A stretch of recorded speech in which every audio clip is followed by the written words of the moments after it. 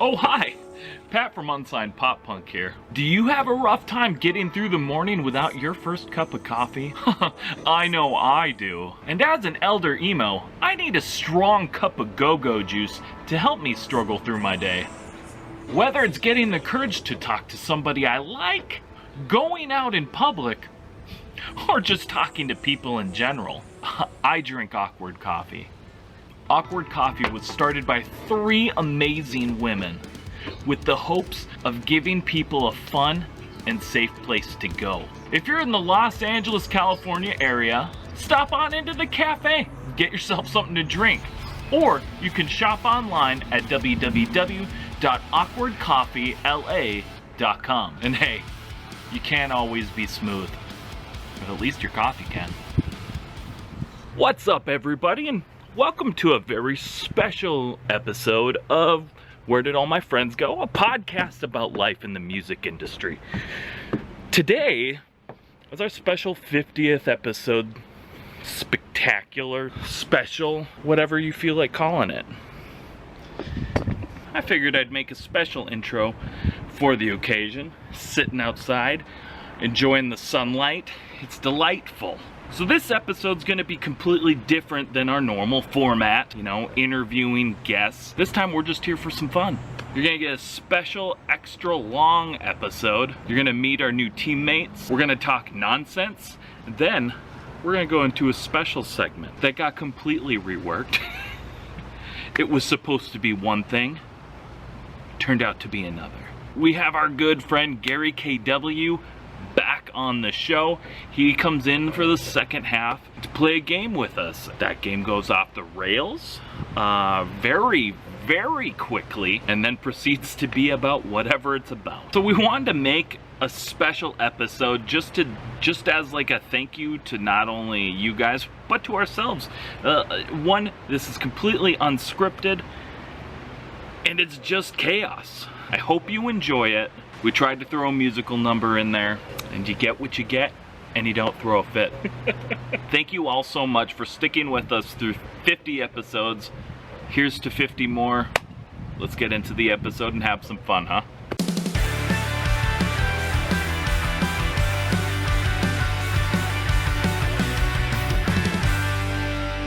We should all be different versions of me. We should. Clutchmaster Pat. There we go. Young Pat. Most professional. Yes, I mean, that's the thing is most people watch this show for the professionalism that we bring.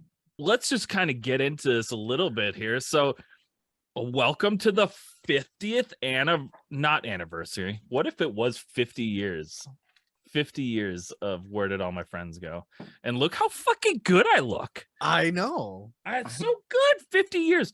This is the 50th episode celebration. You'll see, y'all watching or listening, we've got 2 different faces, 2 different members. We've got Clutchmaster Pat, also known as Gilbert Vara, also known AKA Gibby. Hi, that's me. We have our newest member of the Unsigned Pop Punk team, Boomer Pat, aka Matt Reed. Hello, that's me. Bear is on vacation this week. This part of the podcast is completely unscripted. We're just going off the cuff here. Right? We're just gonna wing this shit. We're gonna get to know these other variations of myself. So why don't we start with the host of the super awesome music video show, Gibby. Gibby, tell us a bit about yourself here. I'm Gibby. I don't really know. I'm bad with introductions about myself. So that's one thing you'll get to know about me is I'm a super awkward bean. What else do you do, Gibby? Tell us, what was your childhood like? All right. Get comfortable. We get about to this is about to turn into a therapy session. I play guitar. I play bass. I used to at one point, maybe in like 2014 to like 2016, I was somewhat touring full time. Mm-hmm. So that was really nice. I kind of missed that. Yeah. What band was that with? I was just like, I don't know how this happened. I filled in on guitar for a friend's band for like a tour because like their guitarist broke his hand. And I was Okay. like, yeah, I kind of know your parts. Like his leads are pretty simple. I can play guitar, no problem. This is a little band you might know of, you might have heard, called Chiodos. It's crazy, actually. Nothing too big, me and Craig, we go way back. Yeah. He's actually fun fact. The first time I took a shot of tequila was with Craig Owens. Yeah. For real? Like real life? It's on my Instagram. Is he your stepdad? I can dream. But it's actually on my Instagram. Like you can see like the fear in my eyes because I'm like, oh my god, I'm scared. I've never had a shot of tequila. What kind was it? Do you know? Top shelf, bottom shelf? It was a $10 shot. Oh, Ooh. is that good? I guess I don't I really know. don't Matt, know. Do you know? I think it depends on the bar. Yeah, were you in New York City? Because I mean, if that's the case, then it was like we were in bottom. Houston. We were in You're in Houston. Houston? Okay. I don't know what that couldn't- means, I guess, at this I- point. Yeah. At that time, I think I was just maybe like a few months into 21, so I don't really know much about bars back then. I Sure. just went up. It was like, can I get 3 shots of tequila, please? And it was like $30. They Yeah, I need said to open a 30 line bucks. of I was credit like, right now. oof, all right, here you go. Gave them my card. Went to Craig. Is like, well, I wasn't ready for tequila, and me like I'm following him like. He like there was like salt on the rim. He was like, we don't need this, wipes it off, throws the lime away. I was like, okay. And he just straight, I was just like, oh no. How did you get here? Let's start with it. Like where did the day start? And how did it get to Craig? So my old band, Postcards from the Moon, we opened up for him like in Houston. He was doing like a little acoustic set. Okay. And just it was actually pretty cool because is his name George? I'm gonna misremember his name.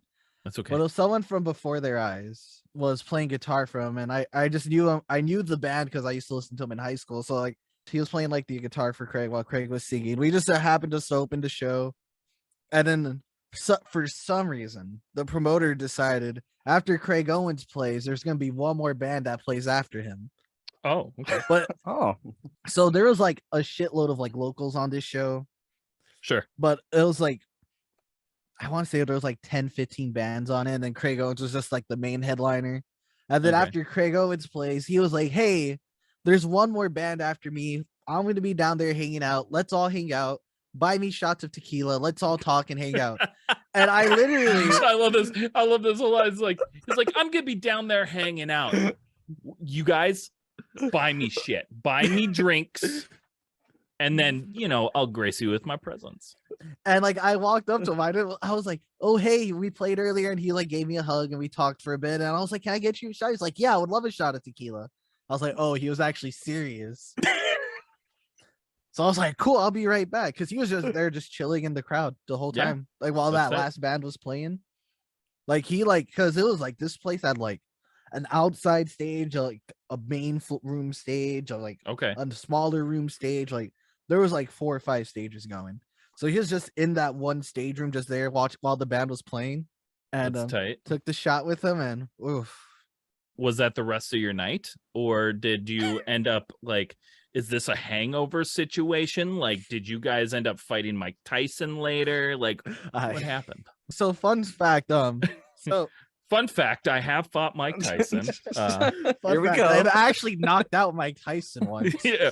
Well, Like, it was hopefully just- he it was doesn't the hear smell. this because he will fuck us up individually. He will fly to our houses.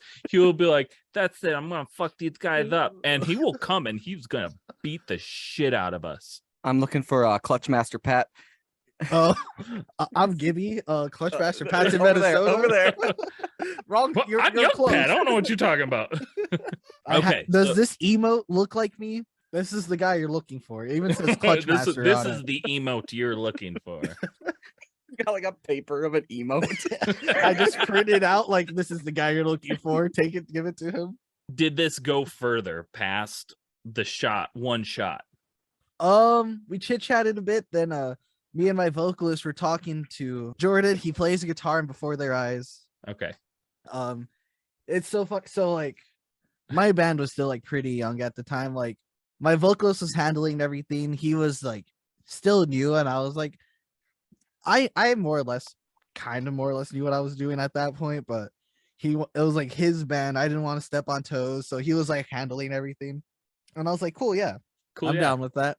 And so Jordan, if you do listen to this, I'm so sorry for Caleb. I had nothing to do with that. I didn't even know anything about this. I did not know a single thing about this at all. So apparently some homies from Austin had recorded their album with him, and they like threw our name out there to him or something. Okay. And he was like, we were talking, he was like, oh, I know you guys are Postcards from the Moon, right? And I was like, yeah. He's like, yeah, I recorded, I think it was our friends who call me King. Like, they talked highly of y'all. And I was like, that's so weird, because like we weren't super tight with them at the time. Like, we knew them, like we played a couple shows with them. Mhm. But I would, like, if I was out of a studio and like, oh, what bands do you recommend checking out? They probably wouldn't have came to mind right away. Okay. So like, I always thought that was a little weird, but hey, that's cool that they like thought that highly of us, where they like, oh, you need to check this band out. This is from what I've just heard from here on out. I had nothing to do with any of this. Okay. Apparently, Jordan and my vocalist were talking, and he was like, they're like, yeah, we should set something up soon. And he was like, what about this day? And my vocalist was like, I think we can make that work. Never heard anything about that ever. Mm-hmm. So apparently this was like already like in his books. Like, he like had us like down to go all the way up to Ohio to record stuff with him. But no one was, only person that knew this was Caleb. Because like I remember hearing something about it. I was like, are we actually gonna go record in Ohio? He's like, yeah, we talked about it, but I never really confirmed anything with him.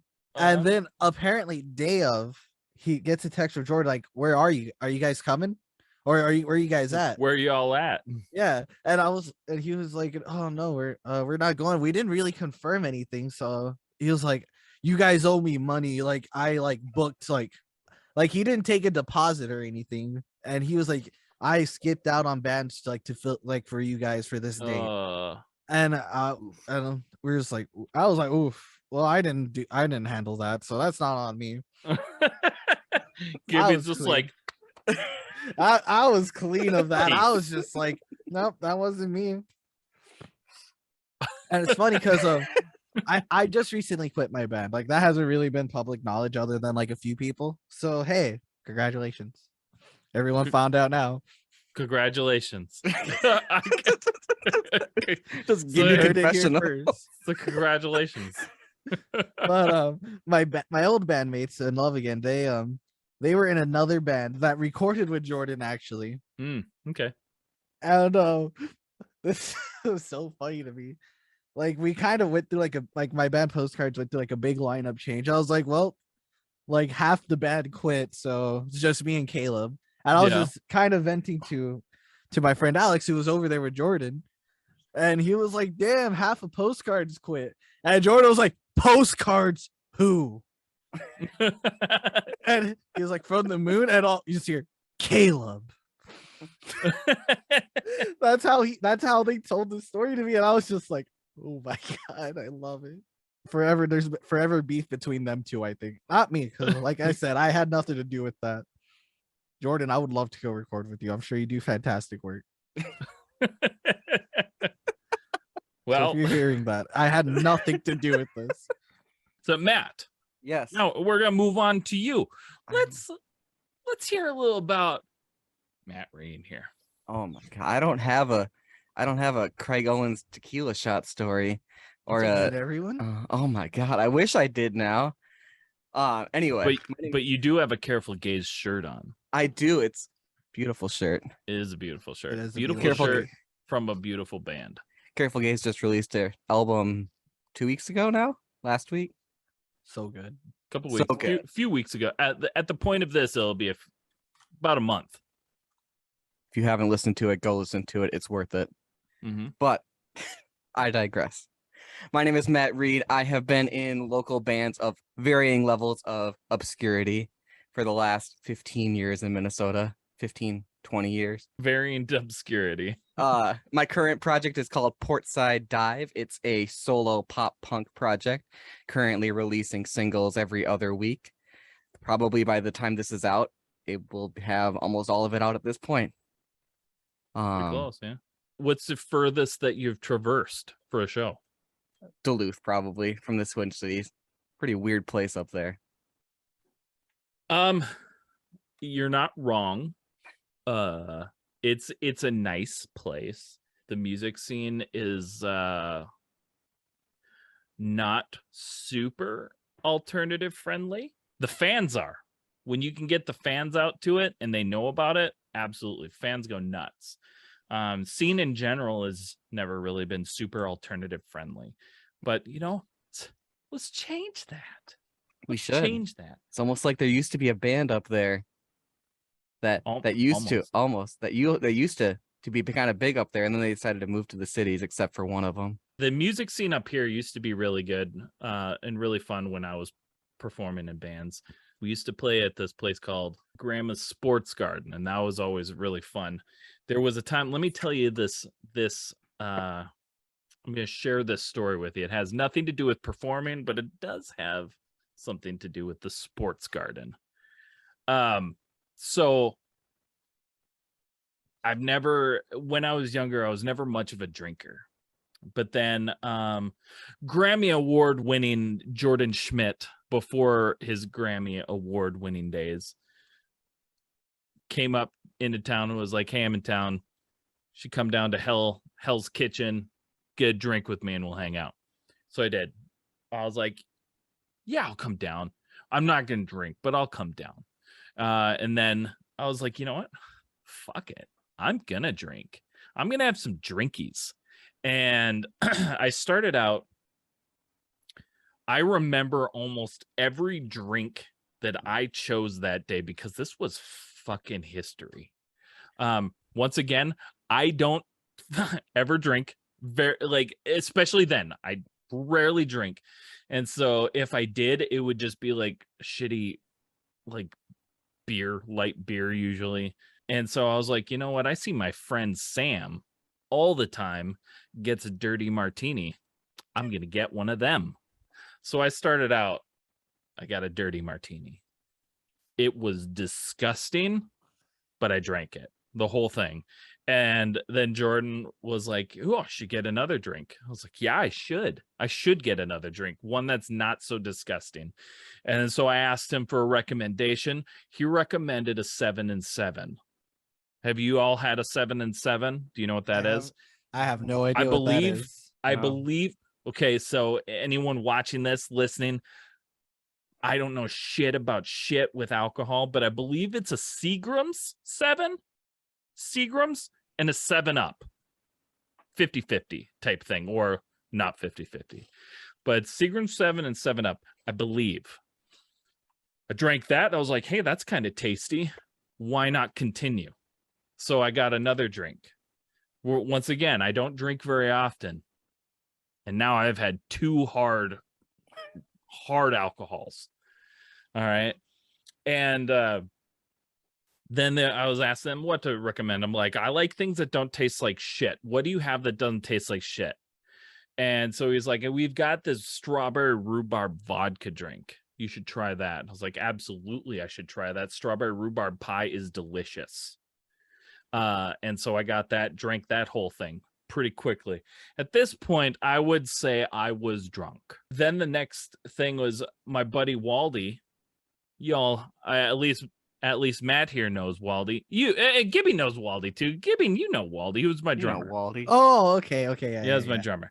This part is hazy. I don't remember how we got to the sports garden, but I know Waldy was there, and we went to the sports garden because we're like, I think it was Jordan was like, hey, we should go to the sports garden because it's club night, it's college night, club music and dance. I said, yeah, I fucking want to dance. Let's go fucking dance. I want to fucking dance. I don't dance. Does this look like somebody who dances? That night I did. We walked over there because it's like a strip. So we walked over there. Immediately as I get in there, they had like deals on like Yegged shots.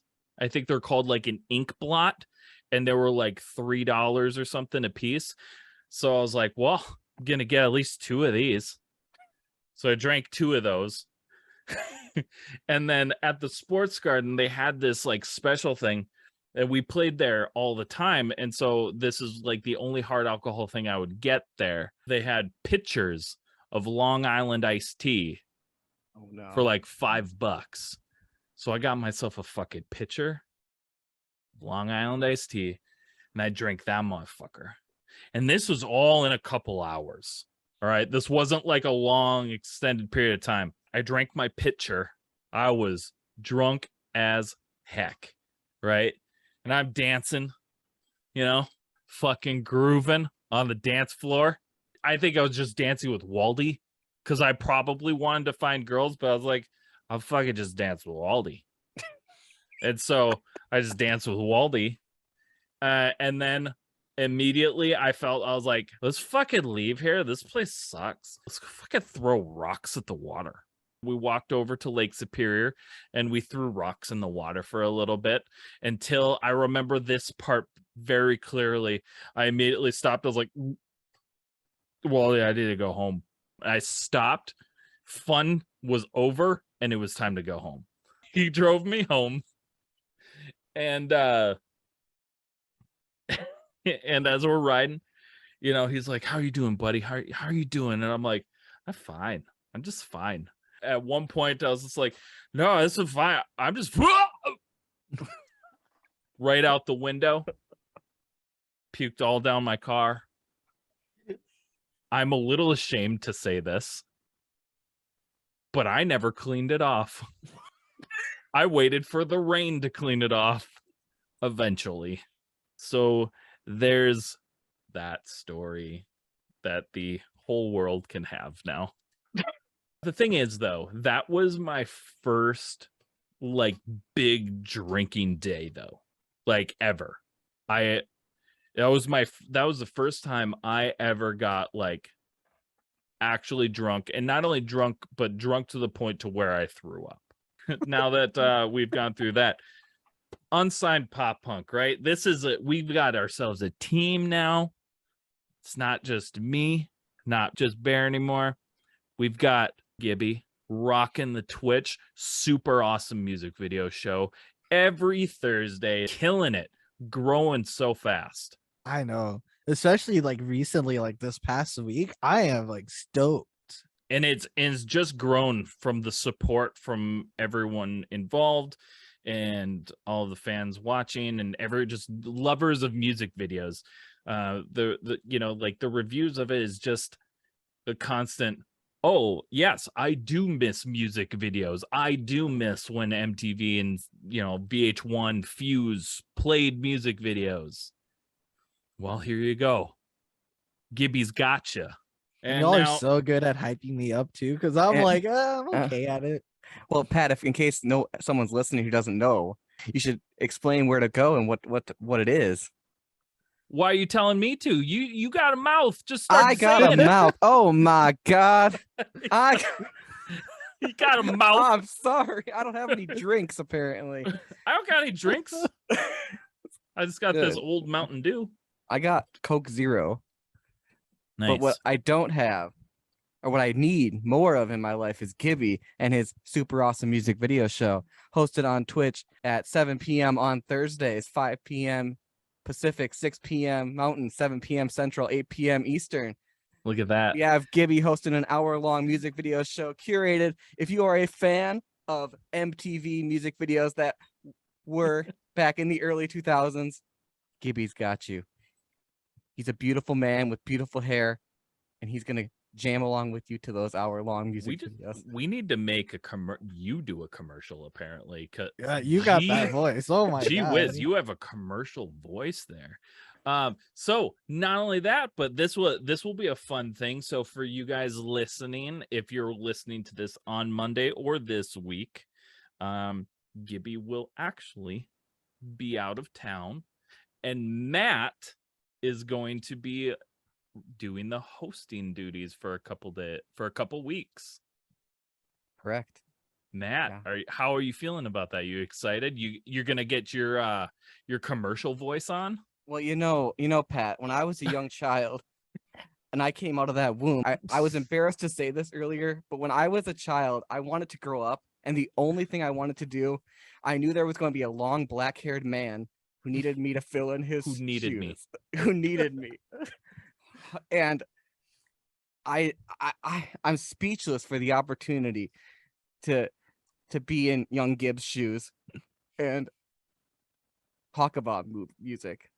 His And first talk- thoughts were, man, when I grow up, I want to host a super awesome music video show.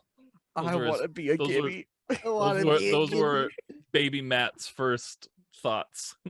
Facts. Facts. What the heck? I'll be like Gibby.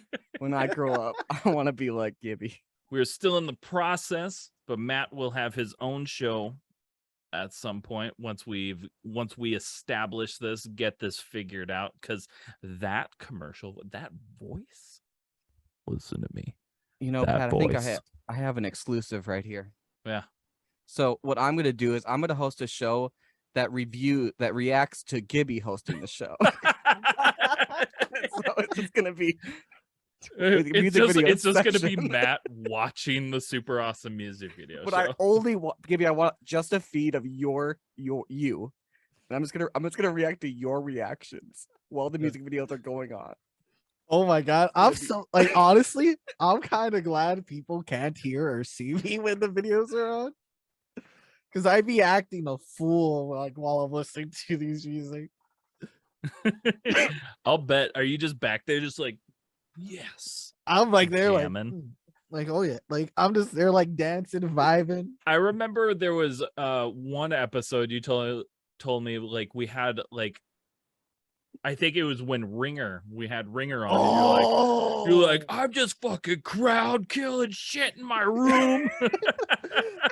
I was like, not me, crowd killing my teddy bear. Yeah. It's been crazy where Unsigned Pop Punk has come from this past year. And I think that's one of the things I wanted to talk about with this short segment. And by short, it looks like it is going to be almost normal podcast length segment. One of the things I say all the time is just being in a band and knowing what it's like to not have anyone give a shit about you, give a shit about your music, including your friends and family. And it doesn't matter if you're a smaller band or bigger band, every single person has faced it. So we wanted to be those people that let you know, like, we care. There are lots of people that do care, but it's so hard to find those people sometimes. So I wanted to build a community and find like-minded people to do that. The response that Unsigned Pop Punk has gotten of people that care has blown my mind. It's exceeded any expectations I ever thought could happen. Pat, I have a question for you. Yes. When you got that last festival and you got that email that said, "Hey, you're in." What was that? What was that like when you got that email and you were locked in to go and be a part of that festival and have a tent at like So What Festival? Yeah. It was awesome. Like, that's like one of the biggest things I've ever been a part of. Whether that's performing or doing this. When I was younger, I worked for a company called plugyourholes.com, body jewelry company, lifestyle company. And through them, I was able to do a couple Warp tours. So I've been a part of it, but it was never mine, you know? Yeah. Like, I've got to do that. And So What Festival was really cool because it was mine. I did this. I did this, like, and yeah, it was it's hard to put into words, like, the things that I've been able to do and the feeling I have, the appreciation, the gratitude to everybody that's been a part of helping this grow, to be able to do these things for other bands that have those struggles. You know, like I said, it's like, it's awesome for me, but it's awesome because I get to help give bands opportunities that I was never given. And I want to be the part of the catalyst for bands to get these opportunities more. Hell yeah, I love boys. that this is like a platform that like I wish I had when I was first starting out. Thanks, man. And I agree. Like that's so far what we've been able to accomplish in this past year is more than I thought we'd be able to do. And is the same thing as I wish that when I was even halfway through my musical career, wish there was something like this or people like this. And if there were, I wish I knew about it. Well, I mean, with TikTok though, we just have to lip sync. We can the Milli Vanilli day is here now. Milli Vanilli Day. Dude, Milli Vanilli, man, they were great. That one song they had, you remember that? One song. Yeah, that one song. What was it? What was the Milli Vanilli song? You know, I'm gonna be honest. Baby, oh wait, that's Justin Bieber. I was gonna say, I'm gonna be honest. I only know the Milli Vanilli name. I don't know anything else other than that they got. Matt's caught looking it up lip-syncing. right now. I can see it. I do. Maybe I am. I know Maybe you am. are. I'm just trying to think because I know that they had that like massive hit, and I'll know it once he says it. Girl, you know it's true. Yes, Yes. girl, you know it's true. Oh my god. Ooh, ooh, ooh, I love you. I know don't that. think I know this. Oh, dude, it's a good jam. There is like the reason they were found out though is like they were performing live on television, I believe, and it started looping, and they tried to cover it so hard, man. They tried super hard to cover it, but it just kept going. Girl, you know it's. Girl, you know it's. Girl, you know it's. And like they try and they're like, girl, you know, dancing and shit. And then the one dude was just like, fuck this, and ran off, which is understandable because that can only be super embarrassing. I know this is going on a random tangent now. The thing I appreciate about Milli Vanilli afterwards, though, is that they tried, like they tried really hard afterwards to perform everything live, to sing everything. They went to the studio, they recorded a new album and stuff like that, where they did all of the singing.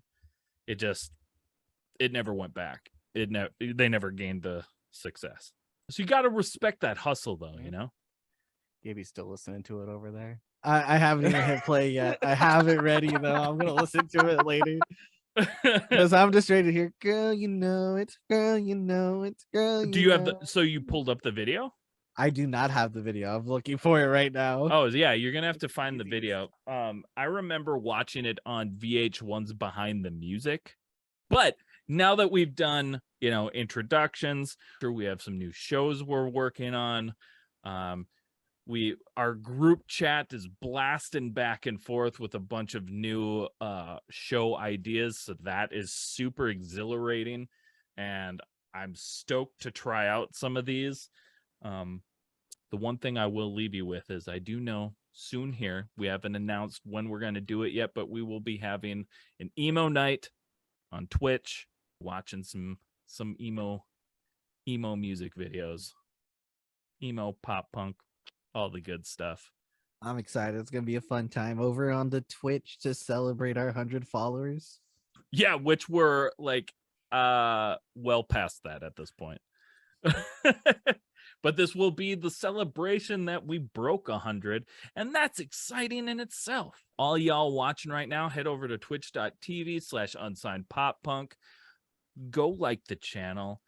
Get ready for an emo night. Come hang out with us every Thursday, 7 p.m. Central Standard Time, to watch the super awesome music video show. Now, on top of that, make sure you go to unsignedpoppunk.com. There's so much stuff that's on there. You can get to our TV channel, which on TV channel you can find the super awesome music video show. You can also find this show that you're currently listening to, the Where Did All My Friends Go podcast. We got merch on there. You got a link to our Patreon if you like behind the scenes stuff. good things going on over there. You can go to our YouTube channel where we have exclusive shows like the From the Vault show. And From the Vault is really fun because it's the first season of Where Did All My Friends Go, except it's pretty much unedited. And so it's just weird.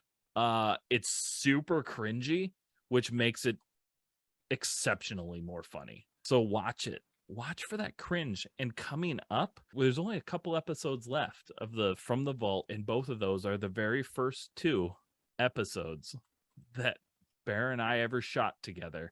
So the last 2 are just Bear and Pat solo videos of us trying to create this show.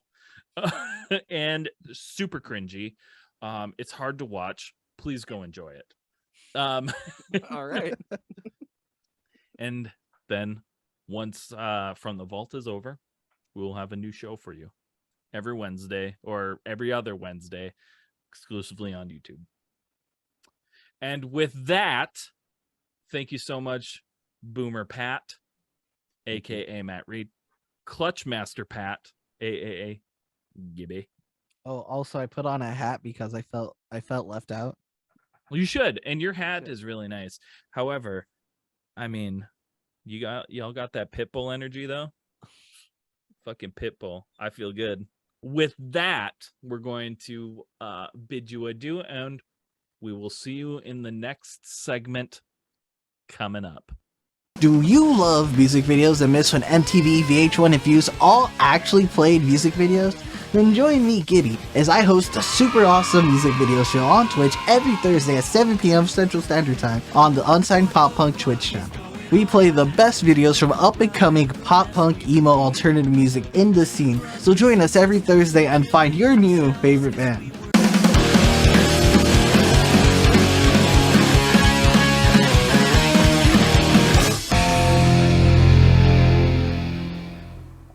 How's it going? I hope you're enjoying the show. We got our pal Gary KW back. What up?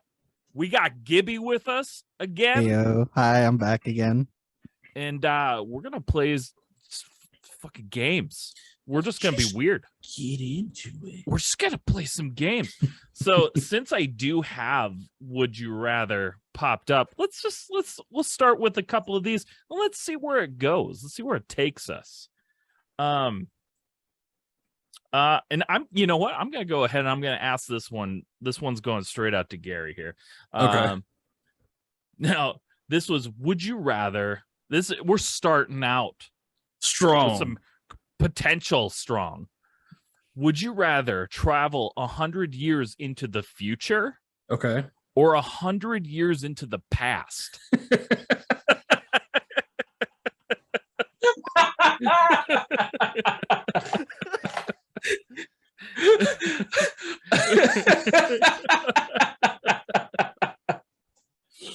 Well, I'm gonna go ahead and say I would rather go to the future because living in Louisiana is like living 100 years into the past. And We banning books out of here. What the fuck? that's why I asked. This was the very first one, and I was like, That's fucking shit, hilarious. we're gonna go political. The only concern I at this question realistically is kind of concerning one way or the other. They knew what they were doing when they put that question in. They're like, "What? It's gonna get some ethnic group. It'll be fine." That's Well, what we're aiming for. so apparently, so after that, it's kind of neat. It gives you the percentages of what people thought of this. And 57% of people agree that they're going to take their chances on the future. Oh yeah, I'm ready to Holy shit. Okay, you know what? We're going to stick on this. I'm going to give this both to you because this is fucked up, yo.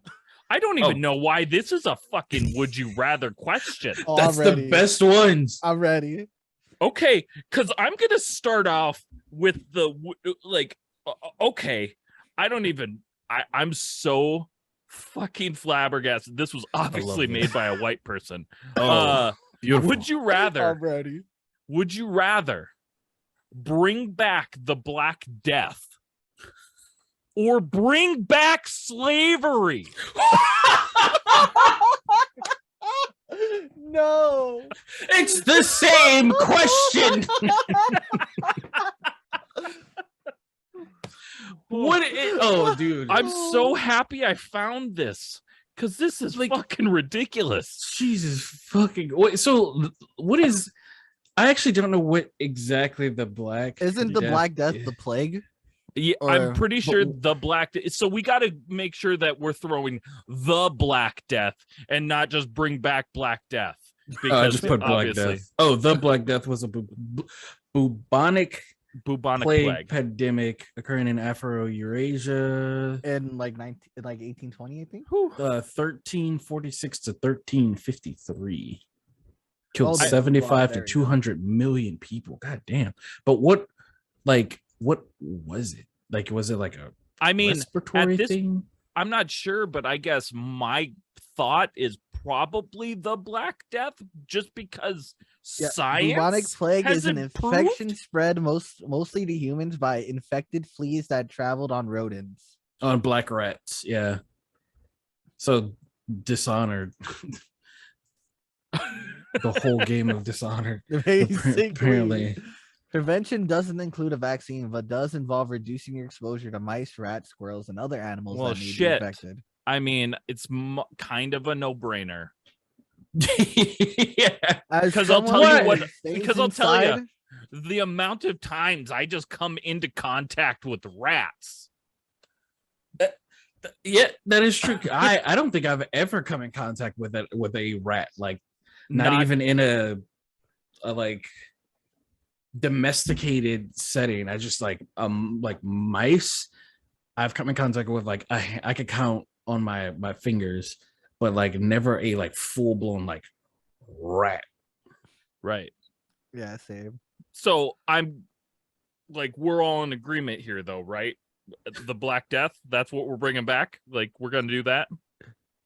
Yeah. Yeah. Okay. I just Because want I really had to realistically think about it. I was like, man, that killed a lot of people. But like slavery killed a lot of people. But I could fight back at least. Like I could at least go down, you know, like a hero or like just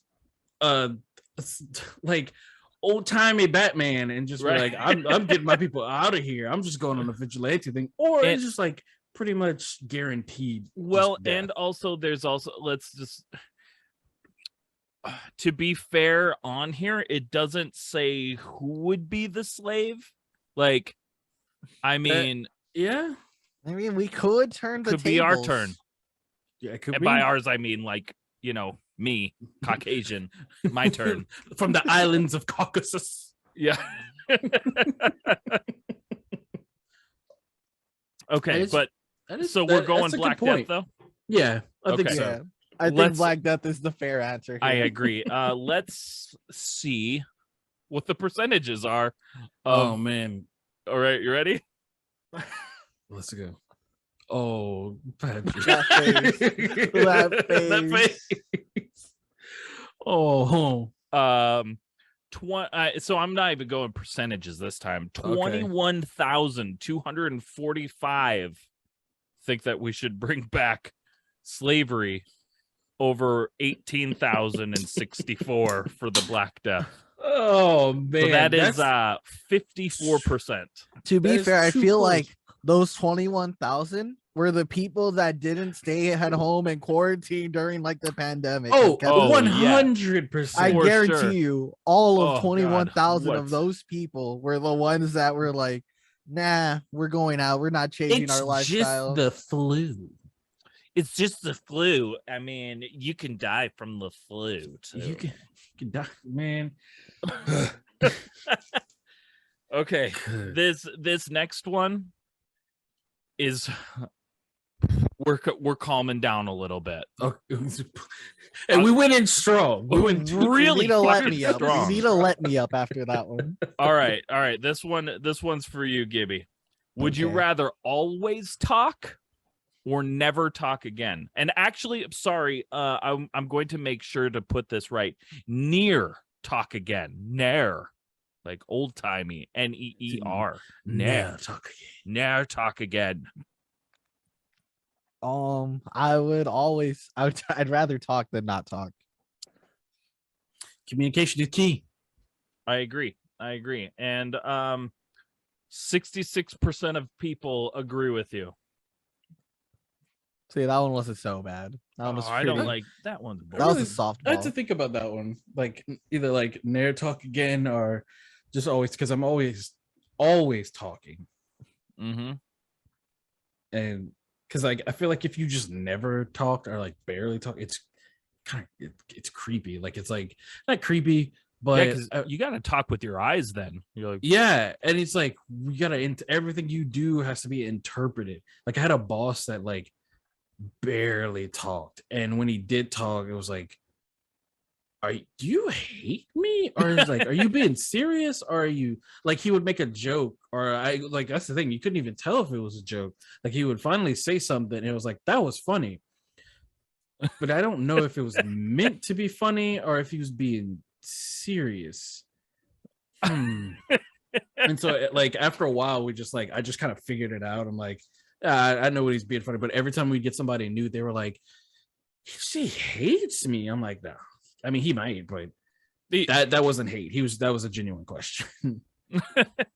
That's fair. All right. Gary, would you rather be an angel or be a devil? I would probably say devil. Oh, like sure. Devils are cool. Like, I don't know. Angels, like every interpretation of angels is like actually kind of fucked up and like right, pretty much evil. But like devils, demons, they're either like completely evil, like there's no doubt about it, they let you know, or they're pretty neutral. They're like, I kind of have my own thing. Like I kind of and they went to hell, or they went to hell because they didn't fucking pick a side. They were just like, I ain't got shit to do with me. Just trying to live my goddamn life, man. Yeah, I'm just trying to live my life. This ain't got shit to do with me. I don't even want to be here. And they're like, well, goodbye. Goodbye. Devil. Devalier. And I mean, let's also I want to bring this up just to think about, like, I want to put this in people's heads here. You know, when people think of like God and Satan and all that sort of stuff, think about this. Who's the motherfucker that's taking care of the bad people? Sure as shit ain't God. Apparently he loves everyone. He's not taking care of anybody. That's the problem. But that's what I'm saying. Who's the one keeping all the bad people in check? Think about that one. I'm not picking sides. I'm just asking questions. Bottoms up and the devil laughs. Dude, just so you know, Gary, you are in quite a minority for shit. Oh, I felt like I was in trouble. I was like, you were in quite. You are trouble. You are a piece of shit. I know. Nope. 34% agreed with you. That I'm a piece of shit. Holy shit. 34% of all Americans think that Gary KW is a piece of shit. I feel like that would be like if I ever became like a celebrity, like people would hate me. You just kind of like for all their shit. social medias, you can always just have polls up like, how much of a piece of shit am I? So please like, subscribe, and vote. Like, subscribe, and vote. Here we go. Jesus. Gibby. So people picked more people picked Angel? Yes. Like, wow. 66% of people picked being an angel. Literally no like benefit. Angels haven't really done much. No, they're just chilling. They just eating up the afterlife. Since the Great government. War. Yeah. And they're just eating up the afterlife taxes in paradise. While the demons out here trying to get some, never mind. I'm just like, The demon's just trying to get his. All right. That's what I'm saying. We look cooler. You ever see what an angel looks like? Hey, I'm good. So I'm just gonna say, if God told the devil to punish people in hell, the devil was defiant. Wouldn't hell be a paradise for everyone that went yeah, there? absolutely. Like, there's no reason for him to like. He was like Lucifer, at least, was like casted out of heaven. So it's like, man, he's like, you got to punish all the bad people. Man, fuck you. You don't get to tell me what to do. I'm down here. This is we my got place. poker and hookers down here. Fuck We y'all. got poker. Y'all, what y'all got? Milk and honey? Y'all can kiss my ass. How about that? Yeah, poker and hookers, man. I'm lactose intolerant, bitch. I'm lactose intolerant anyway. Get the shit out of here. I'm down here drinking fucking soy milk. You're up there.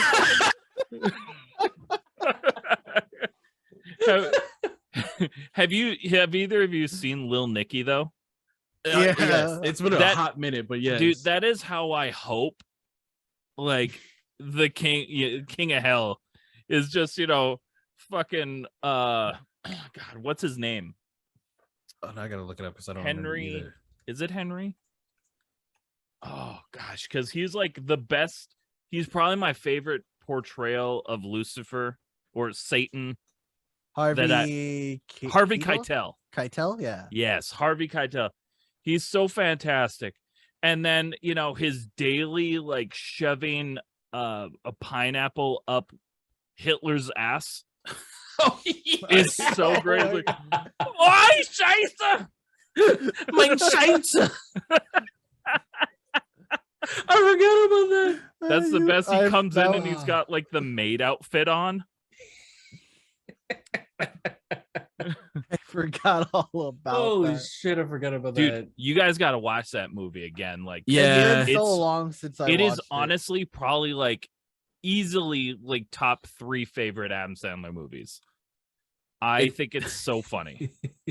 Like, what was it? I know like Billy Madison was probably my is what introduced me to like Adam Sandler like movies. I watched that movie on repeat as a kid, as a child, like a child, like pre-middle school. My sister had it, and I was just on repeat, just Nudie Magazine Day, Nudie Magazine Day. So sad to interrupt. Oh man, I gotta watch that movie again. And It's great. It's great. Oh man, it's bringing me like way back. Oh yeah, I love it. But in Little Nicky, when he falls asleep in like the park and stuff, and these people are like come up to him and see him sleeping, they're gonna like rob him and stuff, and he just turns. He's like, "I will eat your heart." Oh shit, it's good. I remember that was one of those movies my mom like kind of freaked out about because like the commercials for it or like the ads for it and stuff like that, and she was like, "Look at this! They making a movie about the devil, trying to glorify the devil and stuff." And it was that, and like when Devil May Cry came out, I didn't even know about that game, but I guess she saw a commercial for it. And she had brought it up, like something about Devil May Cry. Like she's like, "Did they making games about the devil now?" And I was like, "What?" And so I think I had like looked it up or something. I had a magazine, something, and I like found out about Devil May Cry. I was like, "This game sounds so fucking cool." Absolutely. This game sounds fucking amazing. Oh god, I just want to play that game. I just want to play the game so fucking bad. And then my parents got divorced, and I was like, "Ooh, yes! Now yes, I can play the game. I can do it. I can do it. Whatever I want. Can do whatever I want." And now you're drinking liquid death. Yep. The devil in a can. Bottoms up, and the devil laughs. That's like one of my favorite videos. It like you know what video I'm talking about? I don't. No. The monster video. Mm-mm. It's so basically it's you know how like Christians will like over analyze shit to make it like satanic and stuff. Oh yeah. Yep. So it was this lady that she their video of her, she has a whole like setup of like of things explaining how the Monster energy drink is satanic because the like on the can it's like it says like MILFs love it. And she's like, "Do you know what a MILF is?" And they're like, "No." Like they totally know it. And she's like, "Mothers, I'd like to." You know what that means. And she's like, you know how monster is like the 3 like slashes? Yeah. And she's like, that's like the Hebrew for devil or something dumb like that. And then another part of the can, it looks like not. She's like, and this part, if you look at this part of the can, you would think it's 999, right? And she's like, but what do you do with a can like this? And then it becomes, I just spilled all over me. She's like, then it becomes 666. So bottoms up and the devil laughs. And she really, like, she does it just like that. And she really thought she ate that shit too. She was like, ooh, got you. You ain't never, ever gonna drink an energy drink again. And my mom did that shit she did it with Red Bull too, because there was a commercial with Red Bull, like the Red Bull gives you wings commercials, like back in the day, where like the dude drank the Red Bull and then he went and fucked his chick. And my mom was like, I remember my mom grabbing me. She's like, you will never, ever drink Red Bull. That is a sex drink. And I was like, whoa, you can drink that and it will give you like for like right before boning down. I have to drink that immediately. Even though I won't have sex for like another 10 years. I need to have that drink immediately. You're telling me that if I drank Red Bull, it's the same as like when I'm watching Shannon Tweed on Skinamax? Not Skinamax. Oh shit. Well, Skinamax had us in a fucking chokehold in the 90s. We would do any and everything to get Skinamax, bro. Oh, I know, dude. Man. Like, the best part of cable television, how it literally went from fucking like you were watching like the wavy lines for just channels that wouldn't come in to like Showtime and like Cinemax and stuff, and you're just waiting. You're like, oh man, Mom went out tonight. I'm waiting for Red Shoe Diaries to come on.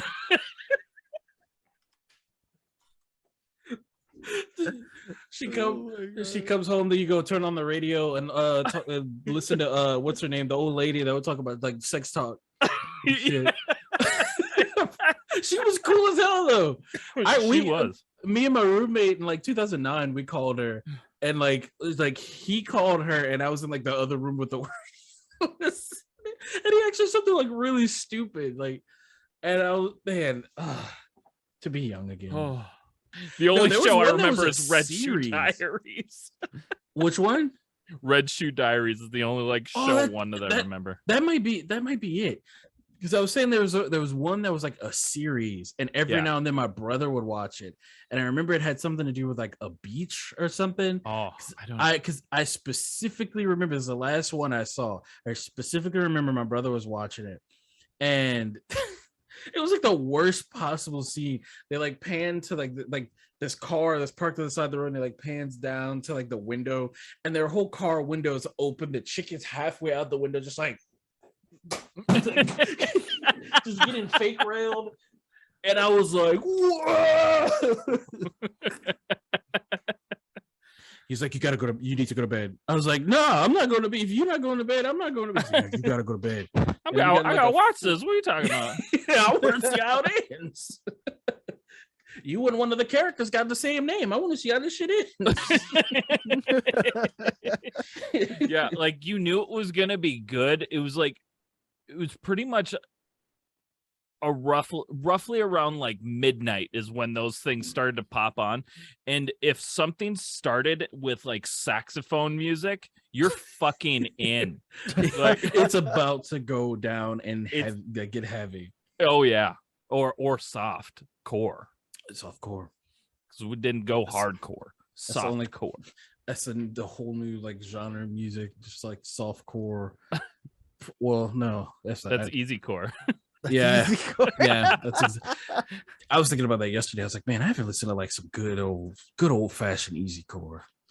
Like I miss that shit. That was like easy core had a heavy heavy chokehold on me in like 2011, 20 It like still has a chokehold on you. Dude, have you heard the new A Day to Remember song? if another person asked me that question, I'm losing.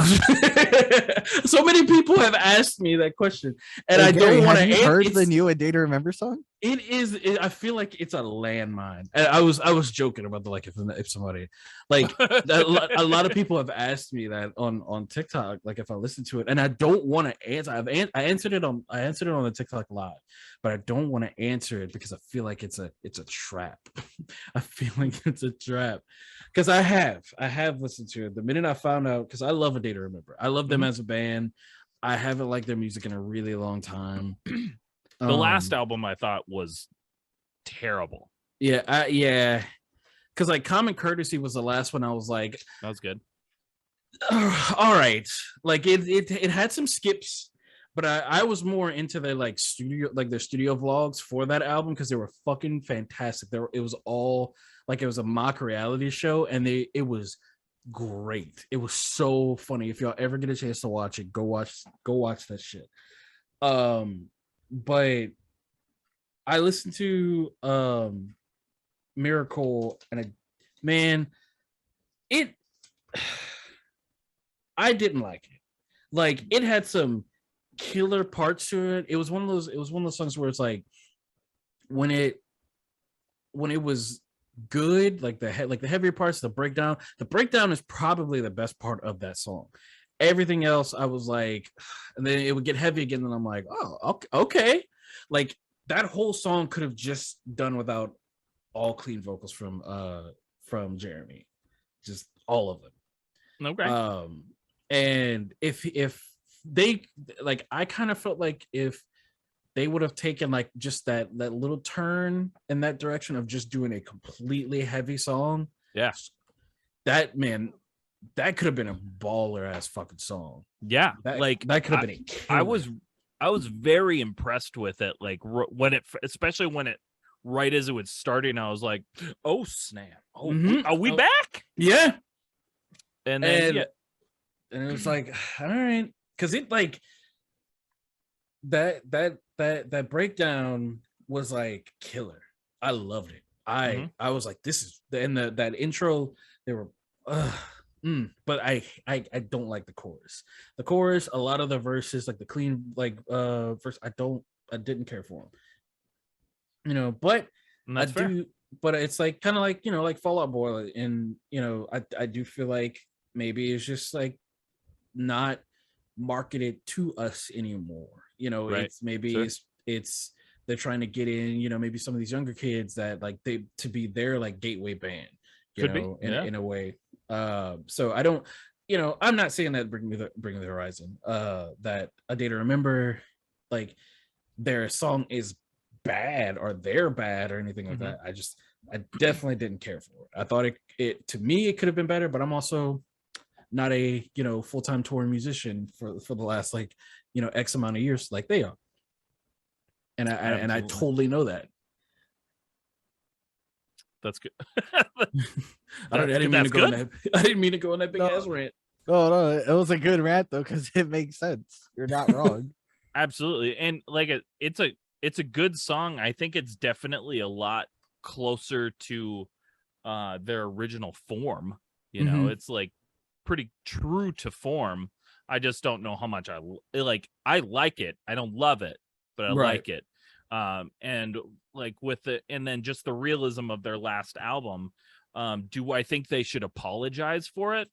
No, but that is wild. I don't think that see, there are albums, and I don't know where you're at with if you have one of those, but like Saint Anger from Metallica, they fucking need to apologize, apologize for that album. See, my wife is a big Metallica. She loves Metallica, and she like. There's not a lot of bands that she's like she knows a ton about and like, I like whatever. But to hear her, and she's not like really like deep into social media either, so I know that was all her opinion. I can't remember. It might have been Black. She was like, "Don't listen to that album." it was terrible. Like, don't. She's like, I was so upset when they, like, I was like, oh, okay. I was like, man, it's her actually having like a really solid opinion about like music is kind of hot because she's kind of like, it relies on me to pretty much tell her everything, like what's going on. And I was like, oh, okay. I would be a little surprised if it was the Black Album, because that's their most popular album of all time. I don't remember it because like I'm very new to Metallica. I like Metallica. I like a couple of songs. I'd honestly say, and I'm gonna say this on the podcast, on a pop punk podcast, but they're probably my favorite band. Really? I really fucking like Metallica.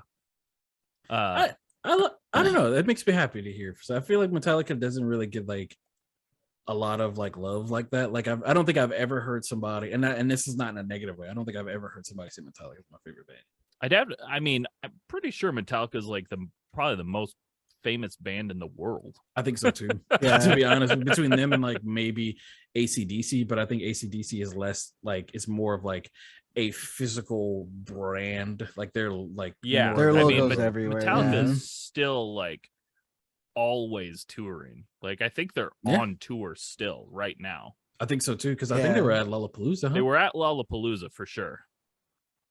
You know, speaking of Lollapalooza, gonna take things to a little heavy direction here. Isn't it crazy that like they had like a big deathcore band on Lollapalooza? Who?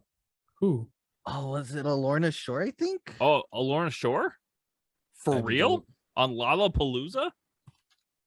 That could be like scene changing, really. Like Lorna Shore. I'm checking right now. Yeah, if they like, I mean, just having like a metalcore band and like a festival like that could change a lot of. I wouldn't even. Nope. Lorna Shore, Lollapalooza. Yeah, Lorna Shore is not even like metalcore. That's like deathcore. They're like fucking.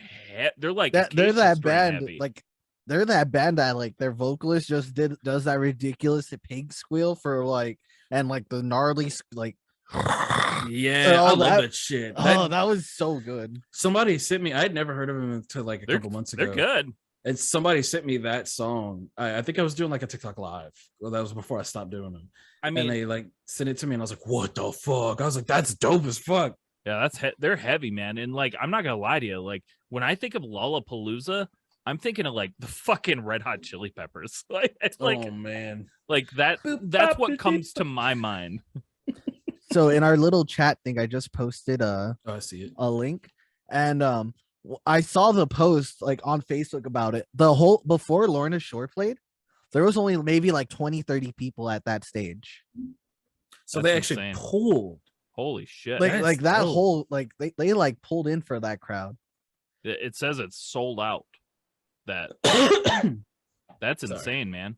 Like they're fucking cool though. Like they're really cool. Whoa, yes. Turnstile also played? Oh, that's dope.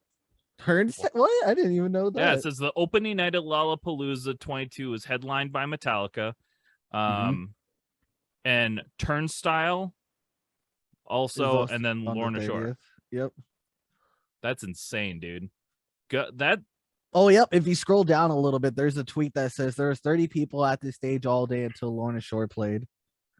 That's crazy. I wonder if the rest of the people that came like after the 30 people, if they all came like to see like Lorna Shore and like Turnstile and stuff like that. Because that could be like kind of groundbreaking for a lot of like different like bands of like different genres, like heavier genres of stuff, be able to play more festivals. Well, right. And it helps like our scene and like, you know, like that this whole like alternative metal and like punk and all that sort of stuff scene, because it goes, you know, all of these festival people, like especially the big festival heads, you know, they still see just the fucking names that they've always seen. You know, and then a band like Lorna Shore goes up that you're not gonna think, they probably weren't thinking was going to draw 10,000 people or whatever over to that stage, and then all of a sudden like whatever headlining band is over there now has this 10,000 people less, because this little heavy metal band Lorna Shore just fucking took them all. Hey, you know what's Oh, what's go ahead. crazy with Lorna Shore is like I remember like people were giving them a lot of shit. It feels like last year, the year, or like earlier this year. I don't remember, but they dropped off a tour because they were supposed to be supporting like Carnifex and Suicide Silence or some random. I know it was like two like big deathcore bands like that. I may be like misquoting on who the headliners were, but they dropped that tour to go on tour with Bring Me the Horizon. And like, I don't blame them. I would have done the same thing. Yeah, no, like I mean, like right now, that's big for them. You know? Yeah, I probably would have too, but I'm also biased when it comes to Bring Me the Horizon. And like, Bring Me the Horizon's like selling out stadiums, so that's just a whole nother crowd, right, for them. Yeah, you know, and then but sometimes and not only that, but was it up to Lorna Shore because they're on a record label, correct? I don't know. Yeah, who, that's fair too. But it's Yeah. like the people need to take into account that shit's not always up to the band. Like they're like they have a whole team behind them, like their record label and stuff. So they're like, well, you're gonna go on this tour now instead. Yeah, I mean, unless there's like, well, no, fuck you. I don't wanna. I'm not gonna do it. You know, They're mainstream now, but I don't want to do that. they are mainstream. But now it's Lorna Shore, right? Hell yeah. More power to them. Let's take mainstream heavy. Let's bring it back. Do you fucking remember when mainstream was like heavy though? I miss the days of like you couldn't swing a stick without there just being like this like new bands, like this like mallcore type thing where like just everybody was in a band. Everybody was in a band. Dude, Mall Metal was so fun though. It was. Dude, and like Mudvayne. Oh god. Like, you know, I mean, like Slipknot's still obviously going real hard, but you like fucking Static X and Stained and Limp Bizkit. I never like there was like a group of boys in my middle school that they were like heavy into Limp Bizkit, dude, and I couldn't get into them, but they were like the Skater Kids, and like it was like 4 of them, and they were just so super heavy into Limp Bizkit and South Park. And well, that's all they talked about. That's fair. And now they're like office job to like, you know, they live in that live, laugh, love life, you know, the live, laugh, love husband. But he's still driving his fucking, you know, his Ford F-150 to work. Yep. And listening to Limp Bizkit though. Yep. I did it all for the nookie, babe. You don't understand. Dude, I'll still jam me some fucking nookie. Some Limp Bizkit. Man. It's so fun. I love that. I could still get behind that. So hard. It was you this whole time. It was me this whole time. Dude, that's like my wife's like favorite stuff though. I made like a whole like new metal playlist just for her. Oh, that's true. That's real love right there. Mm-hmm. That's the realest. Babe, come in here. I made you a new metal playlist. Babe, check out this mix CD I made for you. Oh man. I never did. Have y'all ever done that? Well, I mean, obviously you just did like made a mix CD or a mixtape for somebody you like. Absolutely. Yeah. I never did that. I know it's like, keep in mind, I am older than both you gents. That is true. I made myself I did both. I was part of the generation that made mixtapes and mix CDs. Dude, I never made. I was never around. Somebody. I made mix CD, but not mixtape. So for like somebody you liked, like you were interested in, maybe like for homies than anything. Wouldn't say like I was ever like, here you go. This expresses my love for you. I mean, I still have like in my book of CDs. I remember I have this just written on mix CD I made. It's like summer road tripping. So I I used to have like CD, like I had mixed like burned CDs, obviously, just like made. But I had one I used to just troll all my friends with. It was like Extreme Mix Volume 2, and I'd like Oh, they would man. put it on, and it would be like Barbie Girl, the Power Rangers theme song, dude. So just like bops? just Yeah. random like Just straight bangers. See, if you, But, yeah, like all so the, far like, you're the just saying really straight good bangers. Yeah. The only thing that popped into my head that would have been trolling is if it was that fucking frog song, be like, ding ding ding ding, Yeah. ding ding ding. Bang, bang, bang, bang, bang, bang, bang, bang, bang, bang, bang, bang, bang, ding. So like it had like all the bangers on there, but like they were expecting You're like gonna fucking listen to that after this, though. You're, I like, am. you're not gonna be able to forget it. They were Nope. expecting like super heavy, just like just super heavy stuff, because that's like basically all like back then I was the if it doesn't have breakdowns, it's not good music. It's not good Well, enough. and you always like you would always name your CDs something dumb too. Be like extreme power fuck, you know. You know, it's funny. I feel like that like carries around me still, because like when I have like my personal playlist on like Apple Music and stuff, I have like like when I listen to my Spanish music, it's called Orale, which that's just what like a lot of the Mexicans say to each other. All right. Wait, say it again. Orale. Oh, okay. All right. You said it really fast. I was like, wait, I know what I heard, but I'm not sure. Yeah, no, like that's what my like like Mexican playlist is called. I have like I have a Let's Make a Baby playlist that's just all slow jams. I do have a fuck playlist. I do have that, And it's for sure. every single song is just let's get it on. Let's get it. Man, I don't know. I don't even remember what's Let's on it. I haven't played it in a while. Actually, I think it's like Scar Lord. It's just that and John Mayer over and over again. Oh god. Your body is a wonderland. It's like, Here's ugh. finally use my hands. I had a roommate who loved John Mayer. Dude, John Mayer is great. And like and he was like funny as shit though. Like I remember like him on the Chappelle show and shit. Yeah. He's like, all right, play him some. And they're like, hey, shut the fuck up. Yeah, he would go around like playing music like specific to like the crowd he was next to. Yeah. He's like tried to play like music in like a black barbershop, and they're just like, And I fucked up. I remember watching that, and I was like, man, I'd totally be into that. And I was like, maybe I'm not black. It's like, is this what this is trying to tell me? There's no way.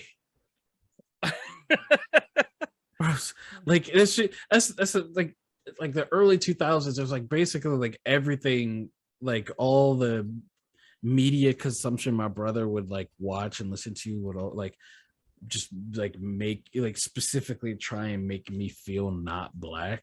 And I'm like, I don't. And so I develop this whole like weird insecurity because of him, of like, Sure. I got like, if I'm around other black people, I gotta like code switch and like try and be more black, but it's like, I'm black. Like this is the thing. Right. The music I listen to I doesn't can't do. change the color of my skin. Right. Yeah, Yes. it was really weird. I actually cannot find my fuck playlist. I was so early 2000s, like, or like 1998 to like 2001. I was so years. white. I was like Dawson's Creek white. Like I was wearing a fucking puka shell necklace. Oh, I had I can't talk shit about the puka shell necklace. That was like my shit for a I while. had bleach blonde hair. My hair is not blonde, as you can tell. It is dark brown. And I always wore like button up like Hawaiian shirts, Jinkos, and Doc Martens. Oh, you had a whole look going on. Yeah, I was Dawson. I was oh man. I was fucking Dawson. And because I just wanted to be, I didn't have like the thick rimmed glasses. I had like the circle, like John Lennon glasses that, you know, it's just, That's a look though. I just wanted to feel be, I just wanted everybody to like me. Mom, Jason, give me the remote. Gilmore Girls is on.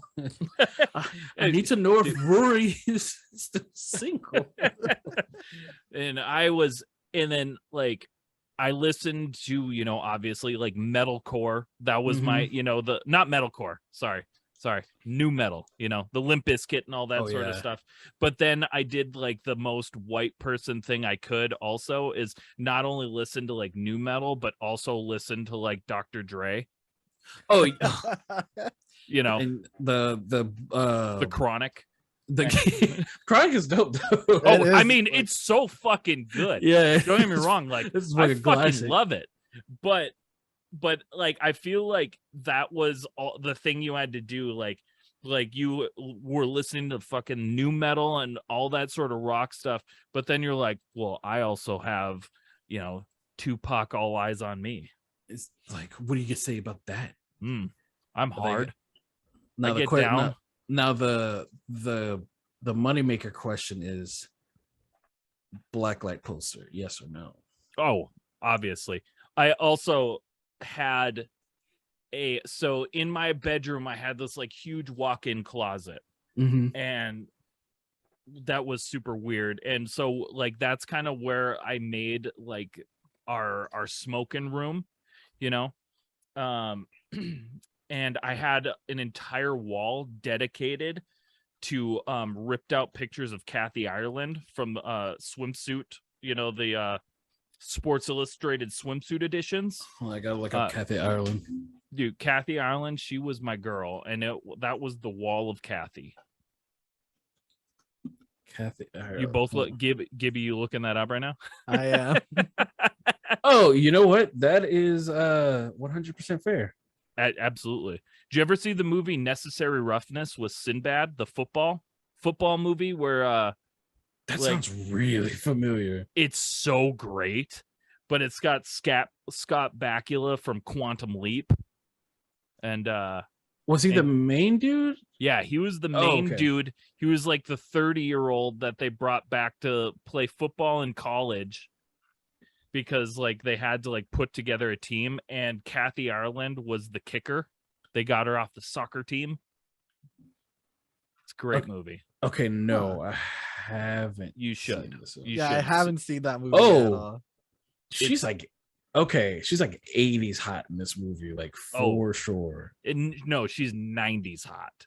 It's 90s hot. Yeah, it's the eyebrows for me, man. Like them thick, like the curly brown hair and the thick ass eye. Oh yeah. So she was a swimsuit model. Like that's where her main, like one of her main things. And so she was like in so many Sports Illustrated swimsuit editions. And so we made an entire wall of like pictures from swimsuit editions and like taped them to my wall. And then we sat in there and smoked pot with black lights out of like Pepsi cans. Yeah, yes. Pepsi cans or fucking potatoes. Oh, I would hate to smoke out of a potato. We did, but we were, gosh, what, like 16 or something, you know, and at the time, it's like in 98. Yeah, so 2001's so it wasn't 98, it was 99-ish. Yeah, bud. 2001's when I graduated. Oh Jesus. I forgot. Yeah. I was 2001. I think I was in like just starting middle school. Starting what? Middle school. That so. happens. It's okay. Yeah. Yeah. 2001, I finished first grade. Oh man. It's hard to tell because of how pretty I am still. It is true. But I cannot deny. So yes, but and it was also, you know, so late 90s, and getting like pipes and shit was not like a readily available type thing, you know. So you had to make your shit most of the time. Unless you lived in one of those places and you had a mall that just had one of those like weird fucking shit before Spencer's and all that shit like were super popular. It was like one of those shops in the mall where you could pretty much buy anything from like a freaking bong to a samurai sword and shurikens. There was a place. And hentai. Yes, and hentai. There was a place. God, I can't remember what it was called. It's closed down now. Yeah, I feel like we had Last Place on Earth. It was called the Last Place on Earth. Had bongs and all that shit. Everything. Samurai swords, all that shit. I feel like we had one out here somewhere because I like distinctly remember it like it was cool as fuck, but I couldn't go in there. I do remember that, and it would piss me the fuck you had to be off. 18 to go in there. Yeah, so my brother would go in, and him and his girlfriend. I had to wait outside, but I would just see all this cool shit because I'm like, I didn't realize it was hentai at the time, but it was like I see anime, like I want to see what that is. That anime. I want to see the anime and like swords and shit. I'm like, this store is so fucking cool. Yeah, and then it's gone, just gone. Mm-hmm. Yeah, well, it's not necessary anymore because we got the internet. Truth. But it's the aesthetic, man. They could come back and make a kill this just the aesthetic alone. Oh, I know, man. Yep. Piss me off.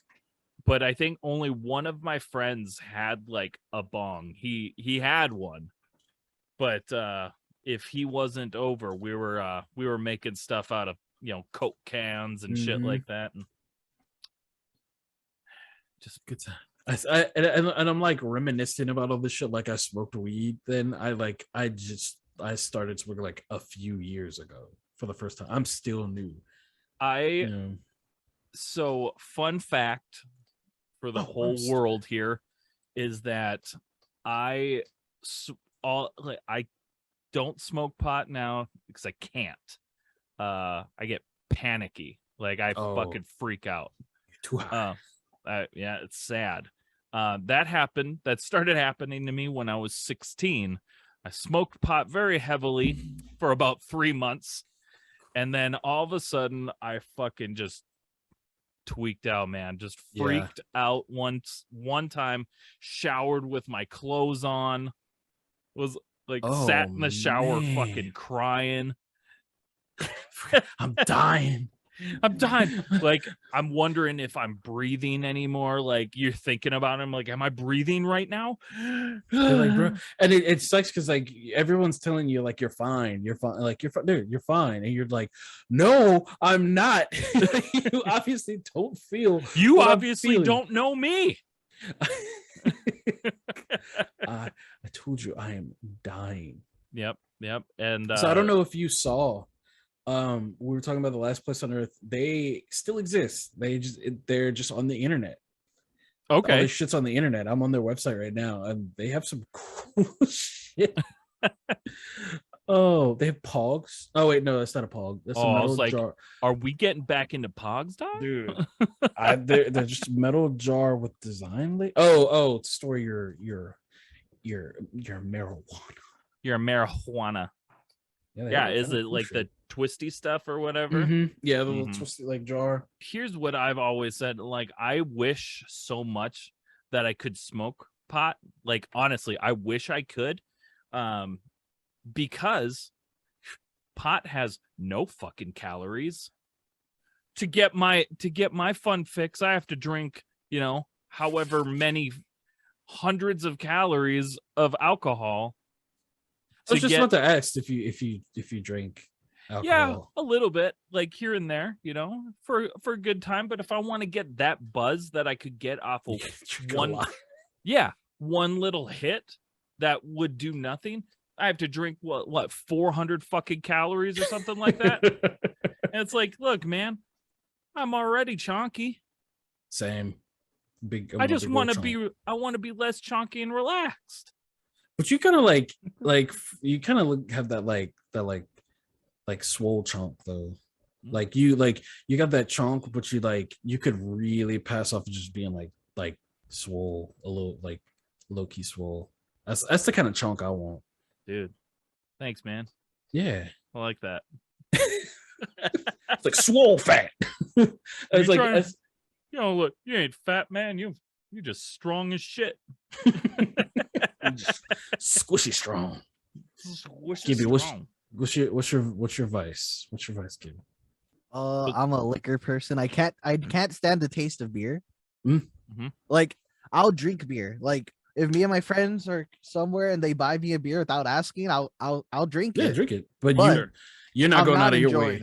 Yeah, I'm not enjoying it. I'm like taking sips.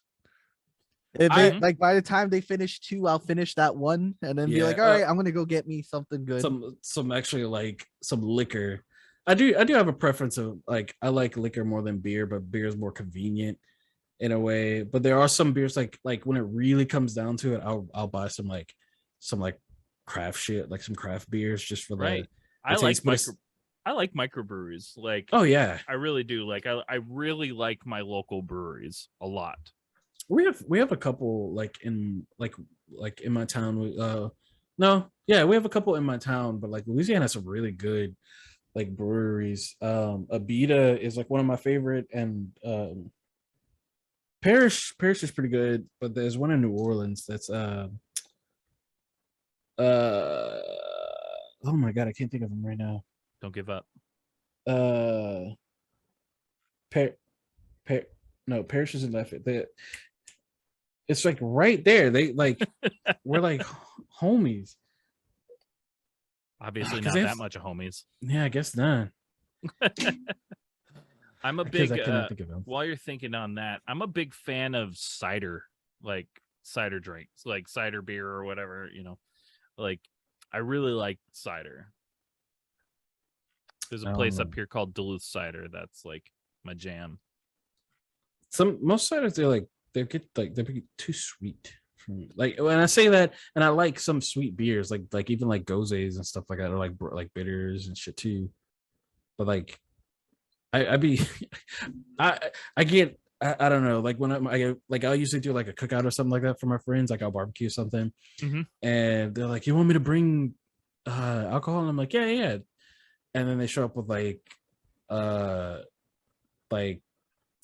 the apple cider like reds. Angry Orchard or something. Yeah, Angry Orchards or reds, and I'm like, I like that stuff. I like myself. So here's a hot take. Okay. Alcohol is the same thing as like coffee.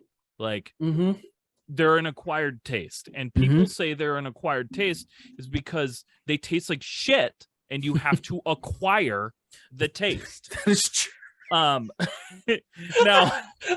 that's actually, dude, that oh man. Yeah, you have to make yourself like it. We need that on a shirt. and so like hard alcohol, I think tastes like shit unless you're getting like those foo-foo drinks, which give it to me. That's my jam. Same. Like you're gonna like if there's something called like a pretty unicorn, give it here. It's gonna taste of like a unicorn, like sweat, and I want it. It's gonna be delicious. What kind of drink you want? I would like the pink unicorn pussy, please. And they're like, you know what? It's on the house. And you it's like bright pink, and like, you're just like fucking fisting it. You're like, oh, and it tastes like fucking candy. And you're like, and that's the thing is like, so here's the thing that I'll drink that all the time. You know why? Because I didn't have to acquire a fucking taste. Because it's delicious. It's just good. It's just good. And so that's why I like ciders, because it just tastes good with a little hint of shit. Like it's only a hint of shit because it's still alcohol. But for the most part, it's fucking pretty good. And I'm like, I like what you're going to give me. So I'll take like that little bit of shit. One of my friends, they, we used to go to this bar every Thursday. There should be some beers like fucking ad campaign. Okay, go give me. Sorry. just like Angry Orchard. Just get over here, bud. Like, just drink that, and you're like, you know, you got to give that like little bit of angry face. You know, like just take it, and you're like, hello. Well, this is a nice summer day out here. Drink Angry Orchard. Be mostly happy.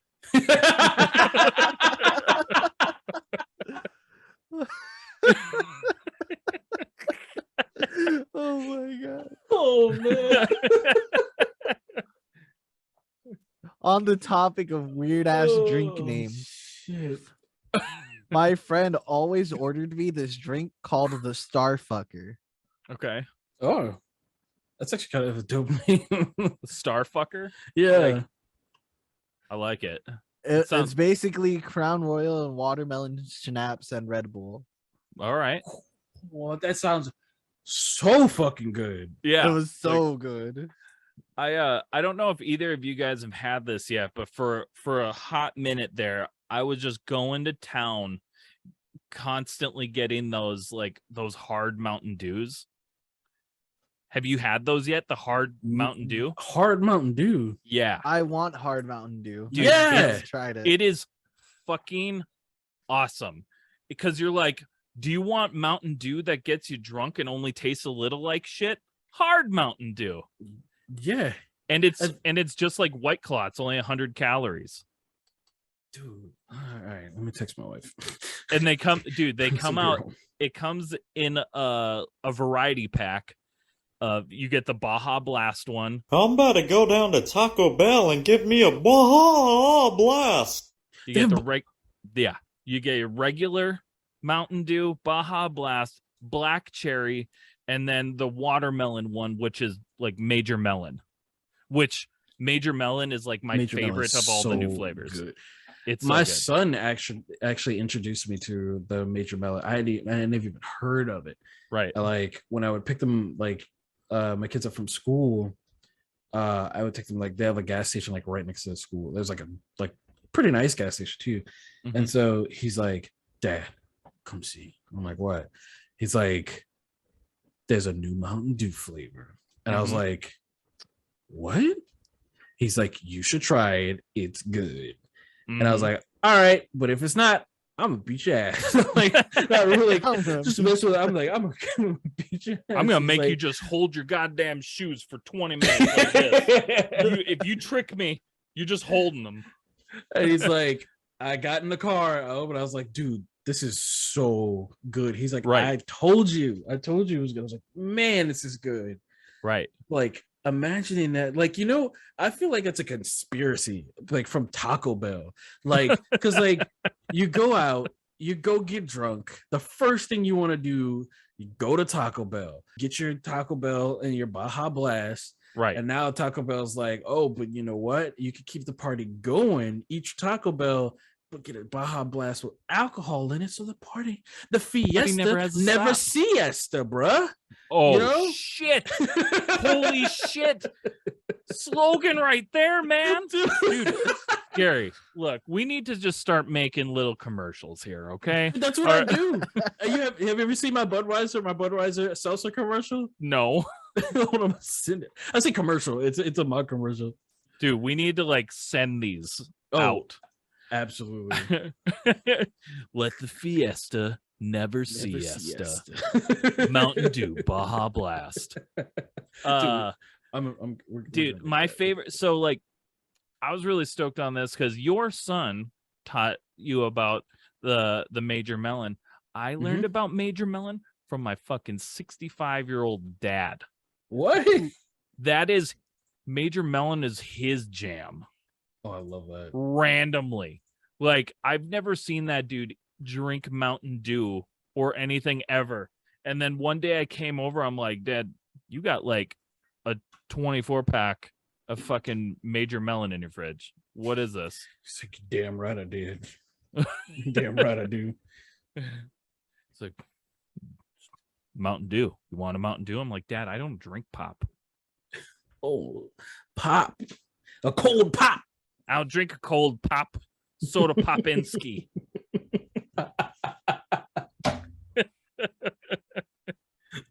Oh, no, you Man. didn't. Man. Banana. of the best like video game songs. Songs is so cute. That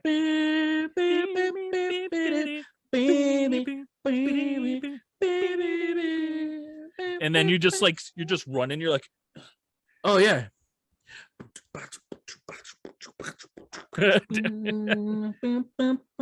It's funny. Me and my wife talked about like, because she hasn't been to like a convention, like an anime convention or anything like that. But we talked about if I ever bring her, we should cosplay as Doc and Lil Mac. And I'm like, yeah, I want to so bad because like she could do it because she's short as shit. She's like 5 foot even. Hell yeah. All I'd have to do is just shave the beard, leave the mustache. I already have a pink hoodie. And I just need. Oh wait, no, she would need the pink hoodie and the then, green boxing gloves. And then all you gotta do is just open your eyes wide as fuck. Come on, Mac. Come on, Mac. Punch him in the chest.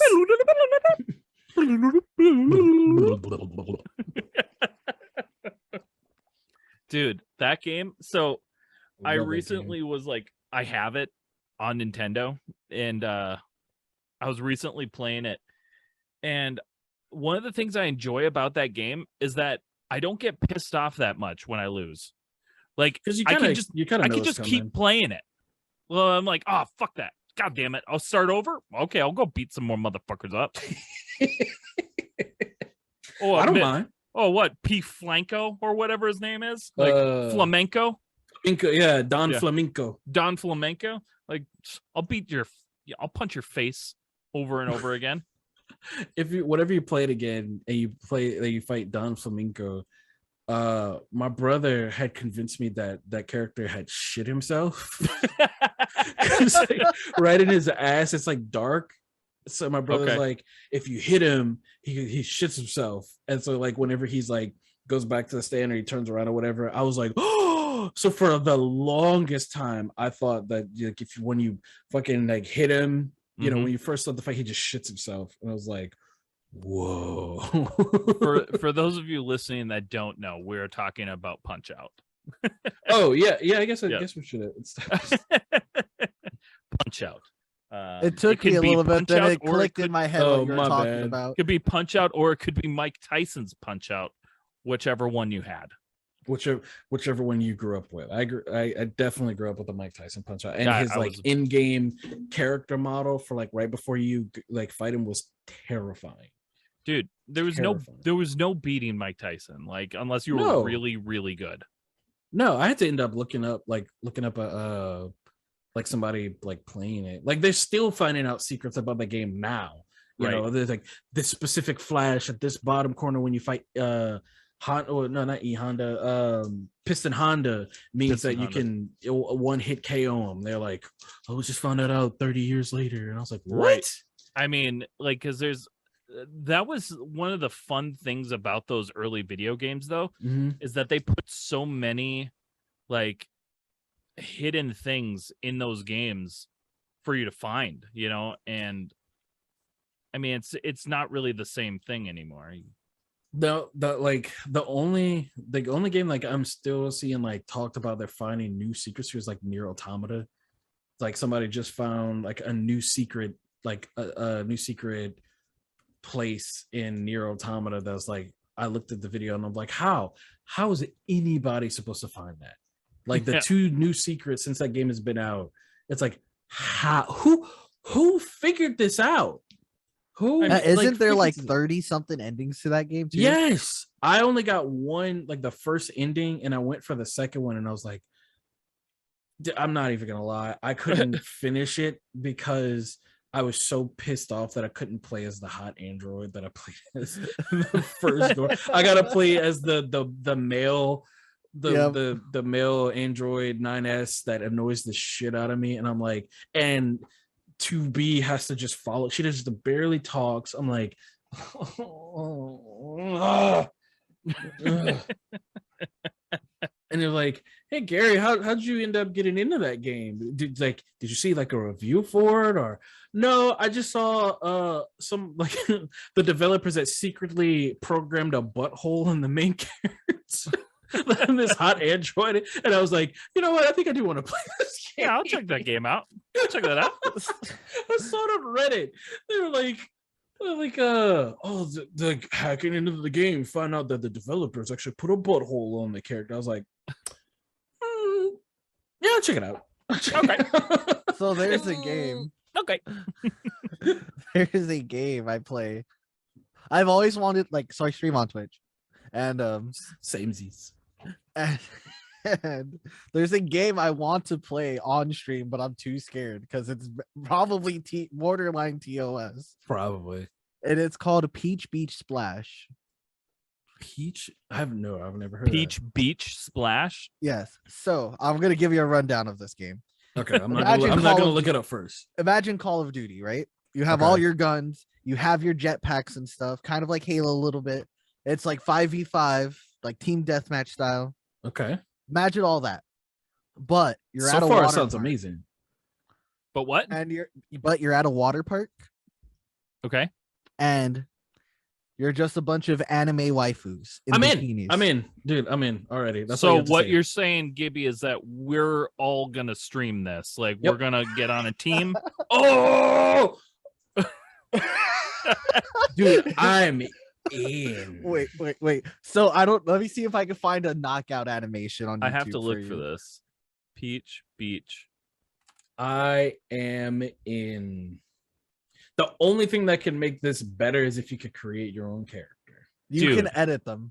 What the frick is this? You could give them, like, you could change their bikinis. There's like a you could fill up a love meter for them in the locker room, and it's very like this is like a Risque. game. This is a game hilarious. where you're like you lock your door so nobody walks in on you playing this. So yeah, you could buy a Peach Beach I'm Splash in. for $30, or for $40 you could get Sexy Soaker limited edition. Okay, so here's what we're gonna do, guys. So we're gonna start a new show, and we'll call it Gaming After Dark. And this is going to be our Red Shoe Diaries. We have been literally doing this show for an hour and a half now. Started Thank with God. 4 questions of would you rather, and here we are. Oh man. I now see why the podcast is called Where Did All My Friends Go? They left me like, oh, they talking about porn. I'm out of here. Oh, we talk about porn? We're done with that. We're done.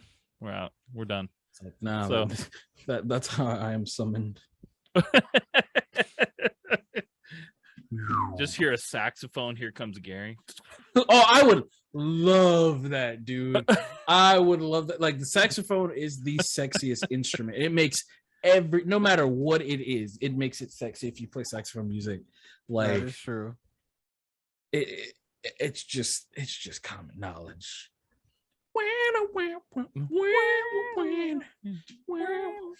Oh, absolutely. Joseph. Like, just sets the loins ablaze. Ablaze. Well, gentlemen, on that note, the fun must come to an I end. think the 50th, I would like to go ahead and say that I didn't know where we're going today. Today, well, I'm going to get my presidential fingers. Today, I was feeling all sorts of emotions. I started this morning. I didn't know where today was going to go. And I'll tell you right now, this 50th episode spectacular. It has me reeling, has me feeling, and I appreciate both of you. Appreciate you, Pat. Thanks for having me. This was a blast. This one, yeah, it was legitimately. This was so much fun. With that, once again, 50th episode went awesome. So